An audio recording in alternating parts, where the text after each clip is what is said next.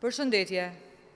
Publikimi në media i dokumentacionit dhe informacioneve mbi tenderin prej 15 milion eurove për blerjen e 3 avionëve që shërbejnë për shuarin e zjarreve edhe njëherë tjetër tregon si qeveria e Edi Ramës administron sigurinë dhe mbrojtjen kombëtare dhe si menaxhon paratë e shqiptarëve.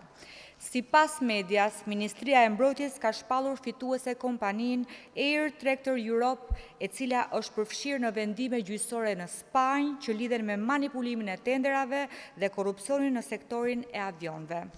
Vendimet e autoriteteve gjyqësore spanjolle përveç dëmit korruptiv mbi 150 milion euro, së bashku me vendimin e Gjykatës Supreme në Greqi në vitin 2024, pengojnë kompaninë që të marrë pjesë në procedura prokurimi në vendet e Bashkimit Evropian. Në fakt, edhe legjislacioni shqiptar përmban të njëjtat klauzola penalitetesh. Kështu, bazuar në ligjin 36/2020 për prokurimet në fushën e mbrojtjes dhe sigurisë, neni 38.1 parashikon: autoriteti kontraktor skualifikon çdo operator kur ka të dhëna se ai ka qenë ose është dënuar për një sër veprash penale, përfshirë falsifikim, korrupsion, mashtrim e të tjerë. 2.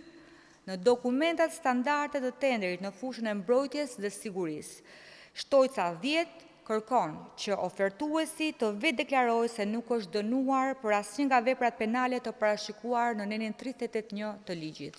Në këto kushte, Partia Demokratike kërkon anullimin e menjëhershëm të procedurës dhe nisjen e hetimeve të thelluara nga SPAK për të penalizuar përgjegjësit. Faleminderit.